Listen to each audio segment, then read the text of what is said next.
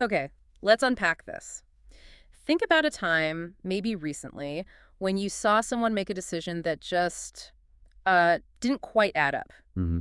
Or maybe you made a choice, a quick gut call, that later on, looking back, felt like, wow, I missed something obvious there. Yeah, happens all the time. We spend so much time judging what people decide and even judging our own past choices, often just based on how things turned out. Right, the outcome bias. Exactly. But what if there are these fundamental, predictable patterns, maybe even built-in errors, in the very way our minds arrive at those judgments and decisions in the first Yeah, place? it's a really powerful idea, isn't it? We often have this intuitive sense that our thinking is very deliberate, step by step, like we're consciously building an argument. Like stacking Legos, one logical brick at a time. Right. But the reality, and this is what the material we're looking at today really digs into, Yeah. is that a huge amount of our mental work happens kind of automatically. Our quick impressions, those flashes of intuition, gut feelings. Exactly. They just sort of appear in our consciousness. We don't sit there and consciously trace how we know that's a chair across the room, or or how we instantly pick up on a hint of sarcasm in someone's voice. That critical mental work, the heavy lifting, it often just goes on us silently, under the surface. Totally. And it shapes so much of what we think and what we do, often without us even realizing it. And that quiet, automatic processing, that's really the core of what we're exploring in this deep dive. We've been digging into excerpts from the prologue of a truly foundational book on judgment and decision making. It's had a massive impact. So huge across so many different fields. So our mission today is to pull out the key insights from this material, maybe gain a richer, more precise vocabulary for actually talking about how we think and choose. And really understand these fundamental patterns, especially, where they might lead us into predictable kinds of errors. The central idea, right off the bat, is this notion that our minds lean heavily on these fast, intuitive shortcuts, mental rules of thumb. And these shortcuts are incredibly efficient.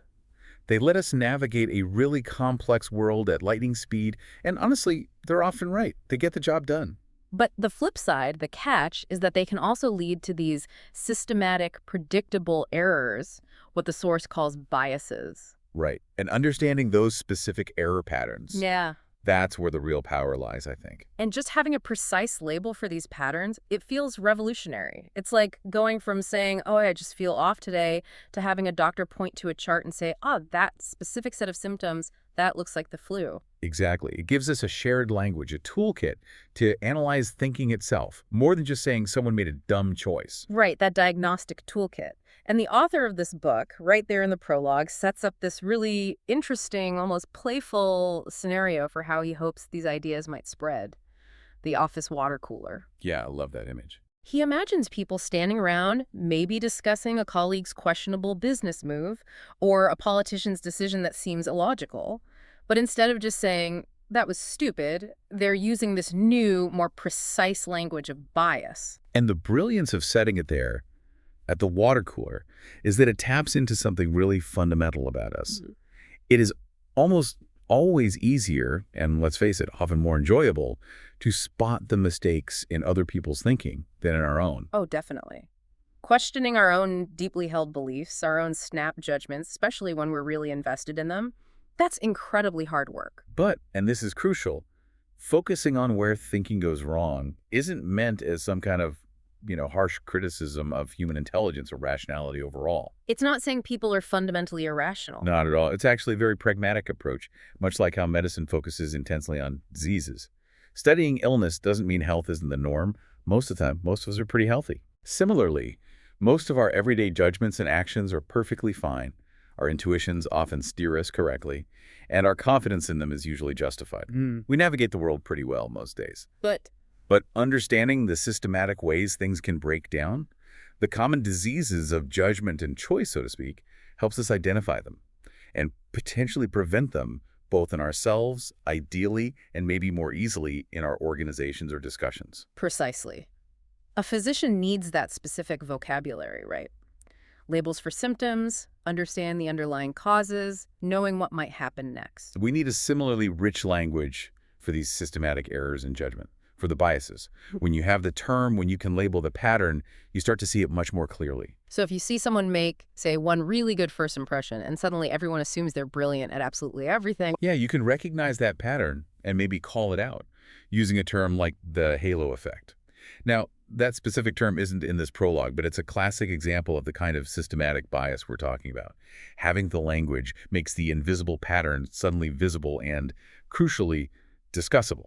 And why, you might be asking, does this matter to you? Maybe just tuning in. Hmm. Because whether we like it or not, we all kind of spontaneously anticipate how other people, friends, colleagues, maybe even just people reading about us later might evaluate our choices. Mm-hmm.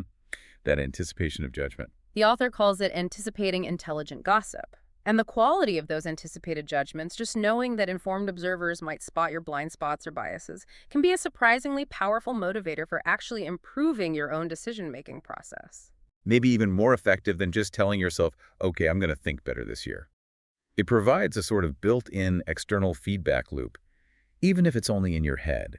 It nudges you to wonder, is my quick intuitive take here leading me down a predictable path of error that someone else might easily see? Which brings us right back to that core idea. We don't just have one single deliberate stream of thought chugging along. So much of what happens in our minds just appears. Think about driving a car. You're navigating complex traffic, making split-second decisions, reacting to other drivers. Most of that is happening without you consciously processing every single piece of data or articulating a step-by-step plan. That automatic intuitive process is handling the vast majority of the load. Exactly. Most impressions, most intuitions, even many of our tiny moment-to-moment decisions just arise in our conscious experience without any awareness of the complex mental stuff that produced them underneath. You effortlessly know there's a car ahead. You grasp the meaning of a sentence instantly. You flinch at a sudden noise. All that complex mental work just goes on in silence, and it really forms the bedrock of how we understand and interact with the world around us. And while, as we'll definitely explore, the book spends a lot of time on the biases of this fast intuitive thinking. It's really crucial to remember, as the source emphasizes again and again, that our intuitive beliefs and preferences are often spot on. Our confidence in them is frequently justified. We are often right. But the problem is, As the source also points out, we're also often confidently wrong. And that imagined intelligent observer, that water cooler critic, is probably going to spot the patterns in our errors more easily than we will ourselves. so the goal of gaining this knowledge, and the book's whole aim, really, is to help us improve that diagnostic ability. Maybe first in others, because that's easier. And then with some real effort, maybe even starting to recognize it in ourselves by having that precise language of biases readily available. So where did these powerful ideas, these tools for educated gossip, even come from? The author traces it all back to what he describes as a profoundly lucky day in 1969. Right. He invited a promising younger colleague, Amos Tversky, to speak at his seminar at the Hebrew University in Jerusalem. Amos Tversky. The source paints such a vivid picture of him, a real rising star, apparently brilliant, incredibly articulate, very charismatic. And supposedly had a truly exceptional memory for jokes and this perfect ability to weave them into any conversation. He was 32 at the time. The author was 35. Sounds like quite the personality. Definitely not dull. Yeah. And the question Tversky put to the seminar group that day was actually disarmingly simple. Are people good intuitive statisticians? They already knew, of course, that people are amazing intuitive grammarians. You take a 4-year-old, they're constructing grammatically complex sentences without any formal knowledge of, subject-verb agreement or past participles. It's just this incredible automatic grasp of complex rules. So the question was, No. do we have a similar automatic intuitive feel for the principles of statistics? Tversky initially presented some recent research suggesting maybe a qualified yes. But apparently, after a really lively and pretty compelling debate right there in the seminar, He and the author came to a different conclusion. They felt a qualified no was probably closer to the truth. and that little shift in perspective, born from that one exchange, it sparked something. They realized they had this shared interest, a shared curiosity, and maybe most importantly, a shared sense that exploring this together could be genuinely fun. Their first proper meeting to plan a joint study apparently happened at Café Ramon, a classic Jerusalem spot. And their initial focus is really telling. They decided to study the statistical intuitions of sophisticated researchers, people who actually use statistics, taught statistics, even wrote statistics textbooks. Why study the experts, though? Because they'd kind of painfully realized their own intuitions about basic statistics were often flawed. Despite all their training, their years working with data, they admitted they lacked a reliable intuitive sense for things like, say, how much confidence to place in results from small samples. They realized they were too quick to believe strong findings from studies that didn't have enough data. Exactly. And revealingly, they suspected they tended to collect too little data themselves when designing their own experiments. Embarrassing, maybe. So they put together a survey presenting these experts with realistic statistical problems, things they might encounter in their own work. And the results? Well, they pretty much confirmed the author's own uncomfortable self-diagnosis. These sophisticated researchers, even trained statisticians, also systematically exaggerated the likelihood that results from small studies would successfully replicate. They gave poor advice on how many participants you'd actually need for a research project to be reliable. It turned out that even statisticians weren't very good intuitive statisticians. Their gut feelings about stats were often misleading. And while they were working on that first paper describing these findings, they discovered the real magic of their collaboration. Yeah, the source describes it as just hours of solid work, but filled with this continuous amusement. They apparently had almost uncanny patience with each other's half-baked ideas, agreeing, as the source puts it, to sort of check our critical weapons at the door. Sounds like one of those rare, truly synergistic partnerships. Definitely. The author mentions that Amos, being more logically oriented and theoretical, could often see the clear implications of the author's own, perhaps slightly fuzzier ideas, faster than he could himself. While the author grounded more in the psychology of perception and intuition, brought a different angle. They were similar enough to understand each other effortlessly, but different enough that they could genuinely surprise each other with new perspectives. Sounds ideal, really. Their working method itself sounds unique, incredibly dynamic. They basically treated their research like an ongoing conversation. Yeah, they'd invent questions, offer these little statistical puzzles or judgment problems, and then this is the critical part. They'd examine their own intuitive answers first. So each question became like a mini experiment they could run just between the two of them, maybe in a single afternoon. And here's the crucial bit. They weren't primarily focused on figuring out the correct statistical answer. They already knew how to do that. They were trying to identify and analyze the intuitive answer, the one that first popped into their heads, the one they felt tempted by, even if they suspected or even knew it was statistically wrong. Their bet was that if they, as trained experts, shared that same incorrect intuition, then lots of other people probably would too. Making it a clear, demonstrable cognitive phenomenon, not just a random error. This reminds me of that wonderful anecdote from the source about predicting toddlers' futures. They realized they had these identical, kind of absurd, intuitive predictions about the kids they knew. Right, like, oh, this argumentative little kid is definitely going to be a lawyer, or that nerdy one is down to be a professor. Totally silly on the surface, but the intuition felt strangely compelling. And it was obvious, when they thought about it, that those intuitions were driven entirely by how much each child resembled their stereotype of a lawyer or a professor. That amusing little exercise, those shared, slightly ridiculous predictions based purely on resemblance, that actually helped them develop one of their first major theories. Yeah, the role of resemblance as a mental shortcut, a heuristic, in making predictions and judgments. Which leads us straight into one of the fundamental building blocks they identified, born right out of that insight, representativeness heuristic. Exactly. They took that basic idea that we rely heavily on resemblance and tested it rigorously in all sorts of contexts. The classic example, the one the source lays out perfectly, is the Steve the librarian or farmer problem. Okay, set it up for us. Right. So you're told an individual Steve has been described by a neighbor like this. Steve is very shy and withdrawn, invariably helpful, but with little interest in people or in the world of reality. A meek and tidy soul, he has a need for order and structure and a passion for detail. Okay, paints a pretty clear picture. Now, you're also told Steve was selected completely at random from a representative sample of the population. The question is Steve more likely to be a librarian or a farmer? Okay, my immediate gut reaction, like almost everyone's I imagine, is librarian. He sounds exactly like the stereotype. It just feels right. It feels totally right. But what's the crucial piece of statistical information that our intuitive judgment, based purely on resemblance, completely ignores?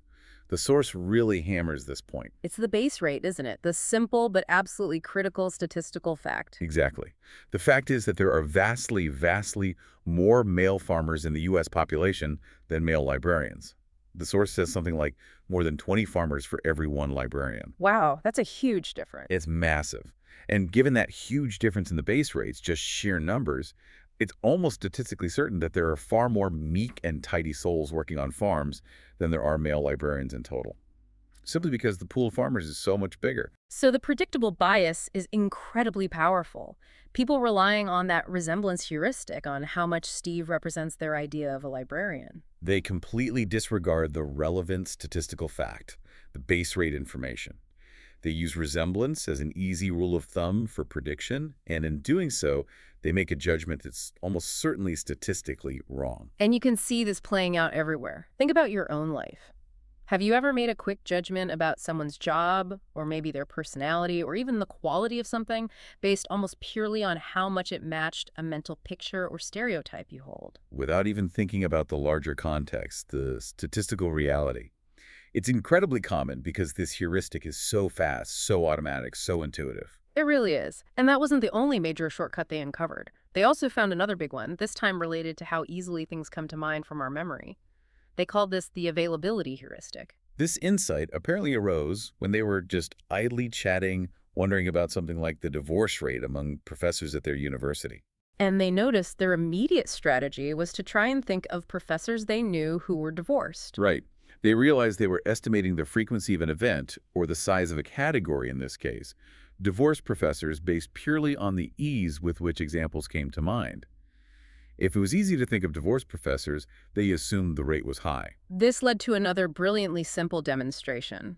The source asks you to consider the letter K. Just think about the letter K in English words. Okay. Is the letter K more likely to appear as the first letter in a word or as the third letter in a word in typical English text?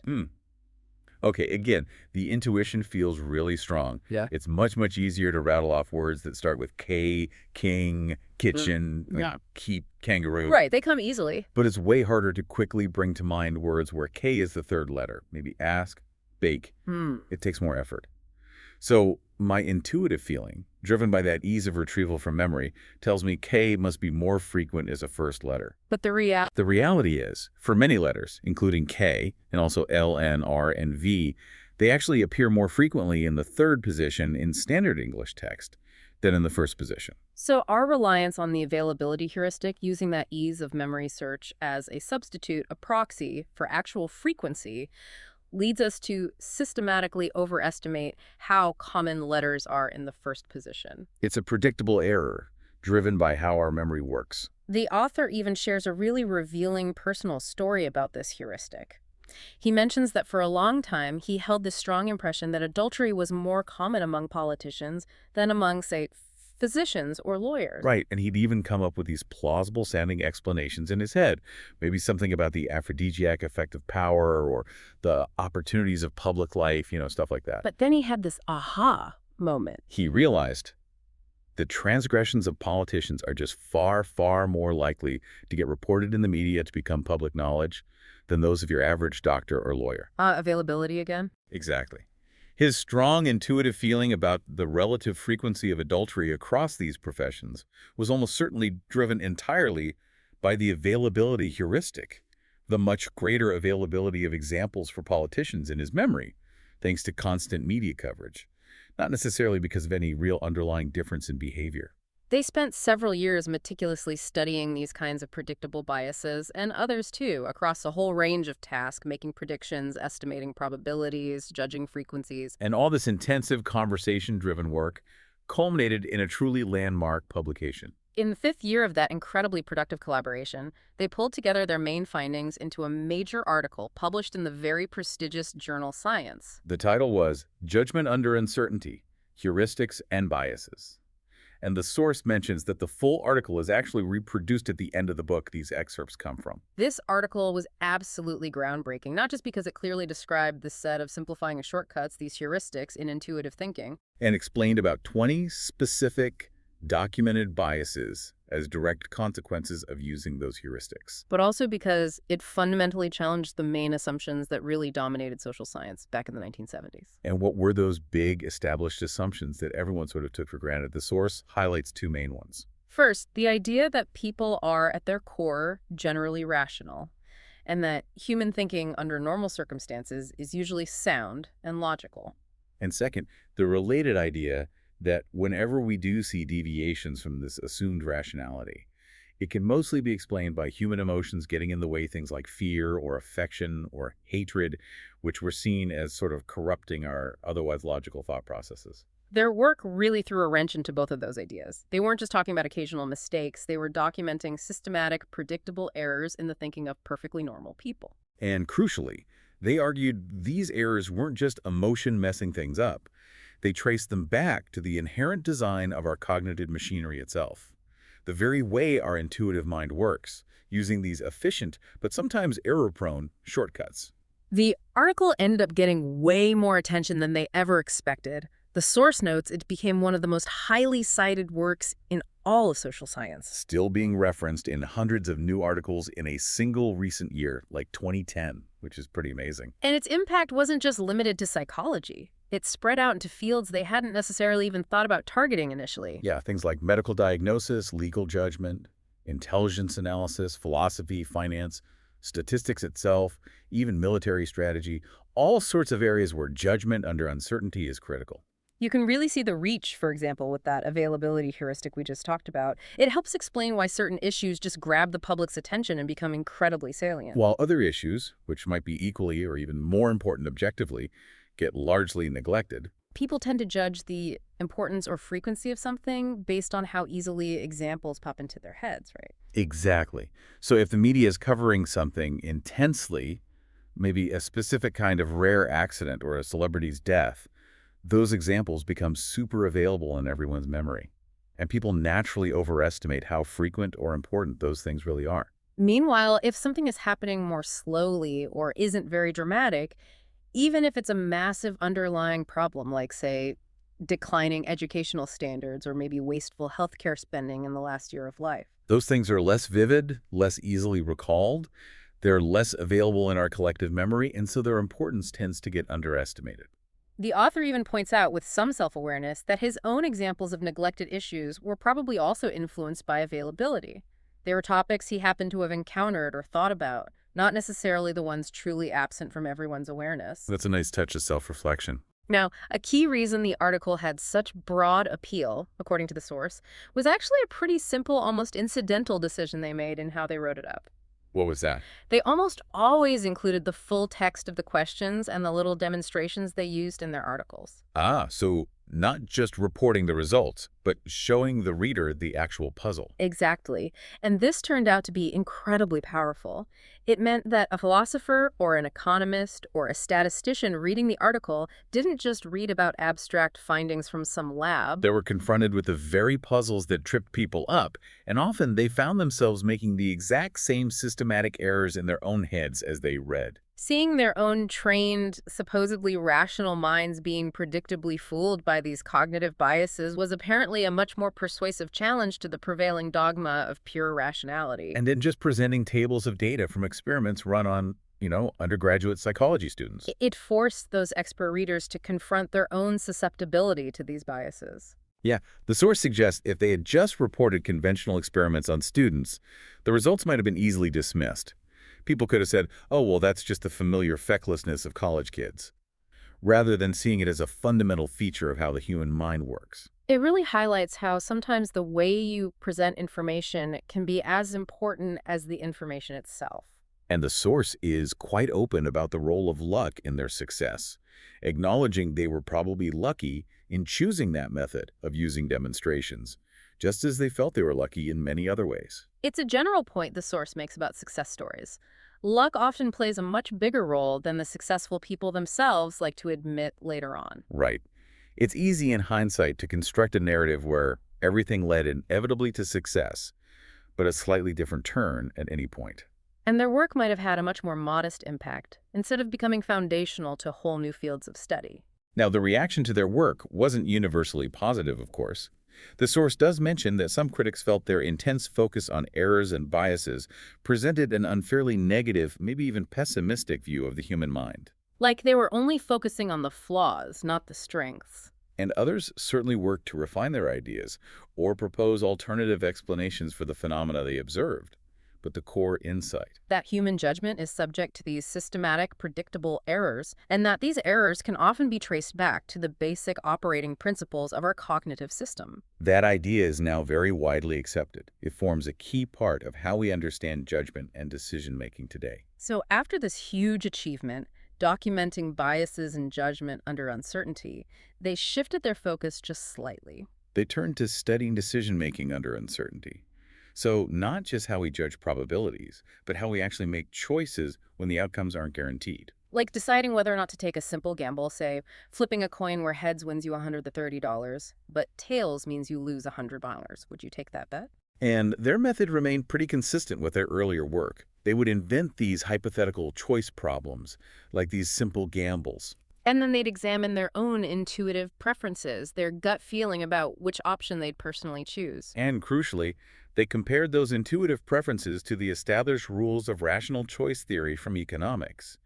What should a purely rational actor choose? And perhaps predictably, given their previous work on judgment biases. They again found systematic biases. Their own intuitive preferences for which gambles to take consistently violated the standard assumptions and logical rules of rational economic choice theory. This research culminated about 5 years after the big science article in their next major publication. This one was titled Prospect Theory, an analysis of decision under risk. And the source notes that some people consider prospect theory even more influential than their initial groundbreaking work on judgment heuristics. It really became, and it remains today, a cornerstone of the entire field of behavioral economics. The field that tries to understand how real people, not idealized rational agents, actually make economic and financial decisions. The source reflects on their collaboration with a real sense of almost wonder and gratitude, describing those 14 years of working together as having the extraordinary good fortune of a shared mind that was superior to our individual minds. That intellectual partnership just made the work genuinely fun, apparently, as well as incredibly productive. And it continued right up until Geography Tversky, moving to Stanford, made that kind of intense daily collaboration too difficult. The source also mentions, quite poignantly, that the Nobel Prize awarded in 2002 was a direct result of this whole body of work, and acknowledges that Amos, who had sadly passed away by then, would undoubtedly have shared it. A testament to that incredible partnership. Now, this book we're drawing from, Thinking Fast and Slow, isn't just a look back at that early historic work. The source is really clear that it incorporates many of the important developments in cognitive and social psychology that have happened since those initial papers came out. And one of the most significant developments, it seems, is a much richer, more balanced understanding of the marvels of intuitive thought, not just its flaws and biases. Right. Their early work necessarily focused heavily on the biases, because those systematic errors provided the clearest evidence for the underlying heuristics they were trying to identify, like using the disease to understand the system. Exactly. But it's become much clearer now that not all intuitive judgments and choices we make under uncertainty are produced by those simple, sometimes error-prone heuristics like representativeness or availability. There's another kind of intuition. Yes. Importantly, that the highly accurate intuitions that genuine experts demonstrate in their fields, think experienced doctors, firefighters, chess masters, those are often better explained by things like prolonged practice and the automatic recognition of complex patterns. Not so much the simple rules of thumb they first studied. Precisely. So the more balanced view we have today, which is presented in this source, is that skill and heuristics are actually alternative sources of our intuitive judgments and choices. Sometimes your gut feeling comes from deep, practiced expertise, like pattern recognition built over years. And sometimes your gut feeling comes from using a quick and dirty rule of thumb, a heuristic, which might be efficient but could also lead you astray. Two different paths to an intuition. The source includes that now famous story told by the researcher Gary Klein about the fire ground commander. It really illustrates expert intuition perfectly. Oh yeah, the kitchen fire story. This commander and his crew were fighting what seemed like a pretty standard kitchen fire in a house. Routine, almost. Routine. But suddenly he just had this overwhelming feeling, like a voice in his head screaming, "Get out! Now!" He couldn't consciously articulate why. There was no obvious sign of imminent danger that he could point to. But the feeling was overwhelming. So he trusted it. He ordered his crew out immediately. And moments after they evacuated, the floor, right where they had been standing, collapsed into the basement, which, it turned out, was where the main fire was raging. Wow. A life-saving intuition. Absolutely. And that powerful, immediate sense of danger, that sixth sense as it felt to him, wasn't mystical. It was expert recognition built on years and years of fighting fires. He realized later he had unconsciously registered subtle cues. Right. He figured out afterwards that he'd noticed the fire was unusually quiet and also that his own ears felt unusually hot. Neither cue on its own necessarily screamed floor collapse imminent, But together. but together, for his highly experienced mind, they formed a familiar pattern, one associated with hidden, intense heat below, and that pattern triggered the immediate, life-saving intuitive warning. It's like the chess master who instantly sees a winning sequence of moves, white mates in 3, without consciously analyzing every single possibility on the board. Or the experienced physician who makes a complex diagnosis almost at a glance after seeing a patient for just a few moments. They seem like magical leaps of intuition. But, as Herbert Simon, who studied chess masters extensively, famously put it, intuition is nothing more and nothing less than recognition. Exactly. After tens of thousands of hours of dedicated practice, experts build up this vast mental library of patterns relevant to their field. When they encounter a new situation, their mind automatically recognizes familiar elements within it. And retrieves the appropriate response or action or judgment that's associated with that pattern in their memory. It's all happening incredibly fast. We do. Recognizing the subtle shift in tone that signals anger in a friend's voice, even over the phone. Knowing instinctively that you are the topic of conversation the moment you walk into a room. Reacting instantly and correctly to avoid a dangerous driver who suddenly merges into your lane. These everyday intuitive abilities are, in their own way, no less marvelous than the firefighter's or the chess master's intuition. They're just more common, so we tend to take them for granted. We don't think of them as expertise, but they absolutely are. Valid intuitions, whether they come from a world-class expert or just from recognizing a friend's mood, they feel effortless. They just pop into our minds. With the same kind of immediacy and certainty as a young child, instantly recognizing a familiar animal and shouting "doggy," it just appears, fully formed, without conscious deliberation. However, and this is a really critical distinction, the source makes not all intuitions that feel certain, even those held by professionals in their field, actually stem from genuine, practiced expertise. Right. Sometimes that strong gut feeling, that confident intuition, is actually being driven by one of those simpler heuristics we talked about earlier. And in those cases, it can lead to significant error rather than brilliant insight. The source provides a classic, almost cautionary example here. The investment officer. Oh yes, the Ford stock story. This guy decided to invest millions of dollars of his clients' money into Ford Motor Company stock. And his justification, his reasoning. He had just been to an auto show and had been incredibly impressed by the new Ford cars on display. His overwhelming feeling was, quote, "Boy, do they know how to make a car." So he trusted that gut feeling, that strong positive impression he got from liking the product. Completely. He trusted it implicitly. Yeah. But, as the source points out quite sharply, the crucial economically relevant question for an investor isn't, do I like their cars? Or even, do they make good cars? The real question is Ford stock currently underpriced relative to its future prospects? Exactly. That complex question about market valuation, competition, economic trends, future profitability, that was apparently not seriously considered. Or if it was completely overshadowed by the simple feeling of liking the cars. His decision was guided directly by his feelings, his positive effect towards the cars and the company. Not by a reasoned, evidence-based assessment of the investment's actual potential financial return. This is a prime example of what psychologists now call the affect heuristic. The affect heuristic. Tell us more. It's where our judgments and decisions are driven, often quite unconsciously, directly by our feelings of liking or disliking something, with very little deliberation or consideration of the actual objective information involved. So the stock picker liked the cars, positive affect, therefore he concluded the stock was a good investment. Pretty much. And this connects right back to the core idea of how intuitive thinking, System 1, often works more broadly. When our fast, intuitive mind is faced with a really difficult question like, should I invest millions in Ford stock? A question that requires complex analysis. Right. And if genuine, relevant expertise, like deep knowledge of stock valuation models and market analysis, isn't immediately available to answer that hard question, System 1 often does its best by finding an easier question to answer instead. It substitutes the hard question for an easy one. Exactly. It might substitute that hard investment question with something much simpler, like do I like Ford cars? Or do I feel good about Ford right now? And then it provides a quick, confident answer to that easy question. And here's the kicker, right? We often don't even notice the substitution happened. That's the crucial part. We often, perhaps even most of the time, remain completely unaware that this switcheroo has occurred. We walk away thinking we've thoughtfully answered the hard question, is the stock a good buy? When in reality, we've just answered the easy, effect-driven one, do I like the cars?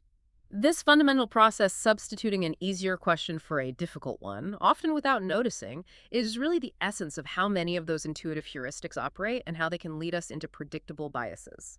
It's only if that fast, intuitive system, System 1, doesn't manage to produce a readily available answer, either because we lack the expertise for pattern recognition or because no simple heuristic substitution comes easily to mind. Only then might our mind switch gears. Right. Only then might we consciously engage a slower, more deliberate, more effortful form of thinking.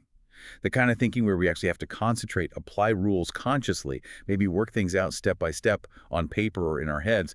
This is what the source labels slow thinking. And this leads us directly to the formal framework that the book uses throughout to organize all these fascinating ideas. This really useful metaphor of two distinct agents, or maybe systems, operating in our minds, System 1 and System 2. That's the core model. System 1 is the fast, intuitive, automatic system. It handles all those effortless operations like perception, hey, that's a cat, innate responses, danger, jump back, highly practiced skills, 2 plus 2, 4, and that instant pattern recognition we talked about. It operates automatically, effortlessly, often unconsciously. And System 2? System 2 is the slow, deliberate, effortful system. It's the one that gets engaged when we need to do effortful mental activities like complex calculations, what's 17 times 24, focusing our attention deliberately, engaging in logical reasoning, or making conscious choices when System 1 doesn't provide an immediate, confident answer. It requires effort and attention. And a major insight from more recent research, which is incorporated into this source material, is just how much more influential that fast, intuitive System 1 is than we typically recognize or admit to ourselves. Yeah, it's not just the quick first responder. The source describes it powerfully as the secret author of many choices and judgments that we often mistakenly attribute to our conscious, deliberate, rational System 2. So the vast majority of the book that these excerpts come from, and therefore the core ideas presented right here in the prologue, are dedicated to exploring the intricate workings of System 1. And understanding how it interacts with and often subtly guides, directs, or even completely overrides the slower, more effortful, supposedly more rational System 2. The prologue actually gives us a really helpful preview, like a roadmap, of the journey the full book takes, showing how these core ideas about the two systems are built upon and applied. Right. Part 1, for instance, really lays out the basic elements of this two systems approach in detail. It elaborates on System 1's automatic operations, its amazing ability to quickly construct a coherent, believable story about the world based on whatever limited information it has available. And how System 2 acts as a more controlled monitor or overseer, sometimes endorsing System 1's suggestions, sometimes correcting them, sometimes blocking them entirely, but often, perhaps too often, just lazily accepting them. And that first section shows how those automatic processes humming away in System 1 are actually the engine driving many of the judgment heuristics, like availability and representativeness, that we've already discussed.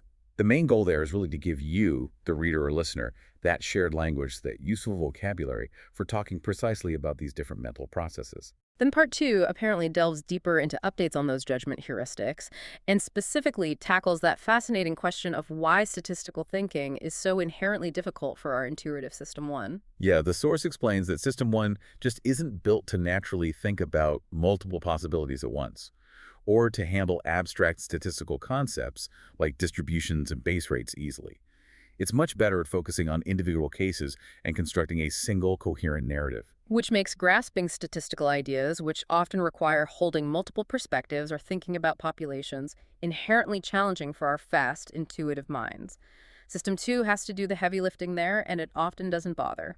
Part 3 then explores a really pervasive and often problematic limitation of the human mind: our tendency towards excessive confidence. Overconfidence. We think we know more than we do. Exactly. Our tendency to be overly certain about our beliefs and predictions, our profound inability to fully appreciate the true role of chance and randomness in events, and our general struggles to genuinely acknowledge the limits of our own knowledge, our ignorance.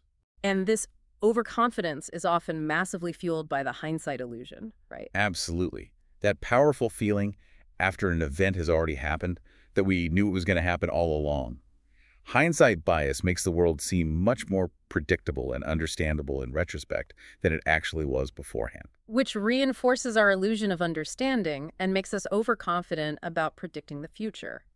The source mentions the influence of Nassim Taleb here, the author of The Black Swan. And calls for those water cooler conversations, that intelligent gossip, to actively push back against the distortions of hindsight bias and the illusion of certainty it creates in ourselves and others, a worthy goal. Part 4 then takes these psychological insights about how our minds actually work and brings them directly into conversation with the field of economics. Specifically challenging that long-held, idealized assumption of the perfectly rational economic agent, economic man, or econ.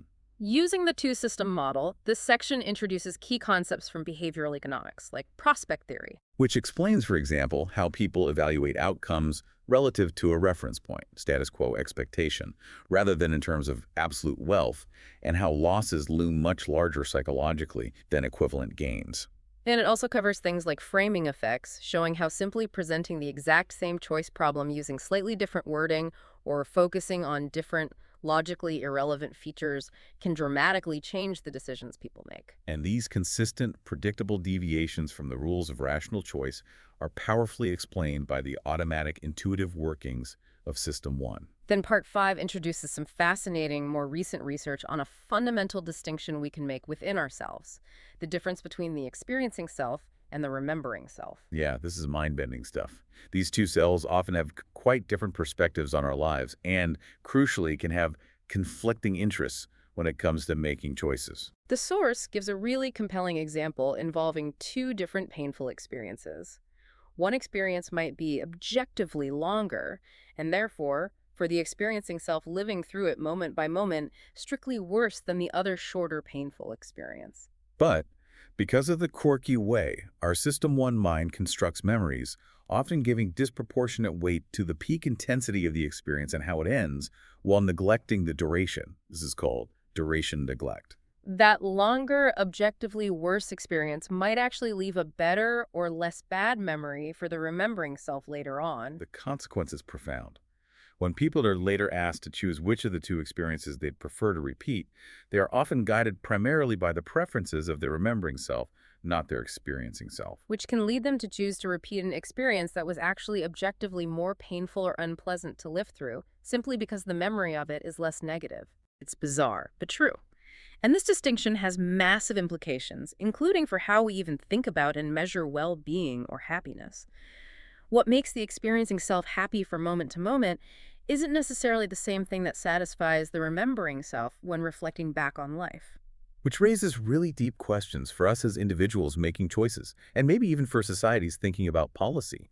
How do we balance the needs of these two selves? The concluding chapter of the book then apparently brings together the implications of these three major distinctions explored throughout: the experiencing self versus the remembering self, the difference between classical economics and behavioral economics, and of course the fundamental distinction between System 1 and System 2. And it circles back to those practical applications, particularly for improving the quality of that intelligent gossip at the water cooler, and more broadly for helping organizations make better collective judgments and decisions by understanding and potentially mitigating these systemic cognitive biases. And finally, the source mentions that the two key academic articles that were cited by the Nobel Committee when awarding the prize, the original 1974 Judgment Under Uncertainty paper and the seminal paper outlining prospect theory, are reproduced in full as appendices in the book. Highlighting perhaps their relative simplicity given their impact, and showing just how much progress has been made in our understanding of the mind since they were written. That's quite a journey outlined there. Absolutely.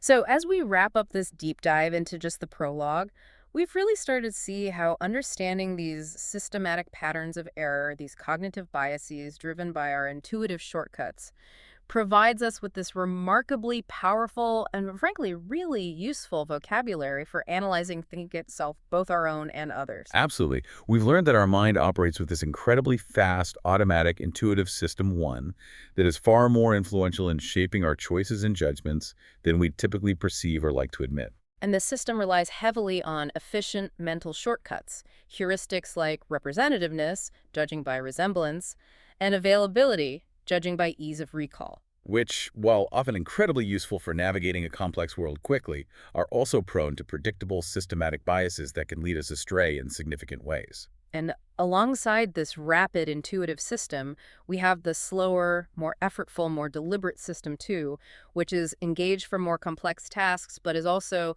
crucially often influenced, biased, or even bypassed by the powerful pull of System 1. We trace the origins of these groundbreaking ideas back to that unique and incredibly productive collaboration between the author and Amos Tversky, and saw how their work fundamentally challenged long-held assumptions about human rationality, sending ripples across countless fields far beyond psychology. We also touched on that really important distinction between genuine skilled intuition, the kind built on extensive practice and deep pattern recognition, like the firefighters or the chess masters.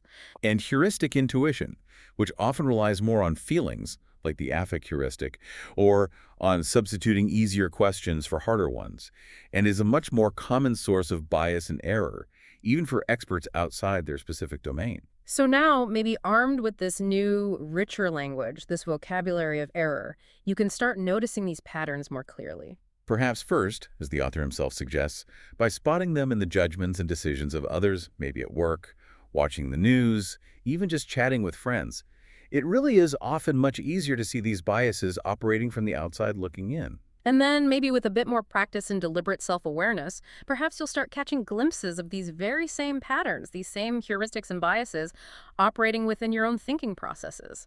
It takes effort, though. Definitely takes effort. Yeah. And maybe to leave you with a final thought to carry with you from this deep dive, something to ponder that builds on that really fascinating distinction between the experiencing self and the remembering self that the source introduced. Okay, lay it on us. Think back to the last time you made a significant choice about an experience you were going to have, maybe planning a vacation, deciding on a major purchase you'll use over time, or even just choosing how you're going to spend a free evening. Mm-hmm.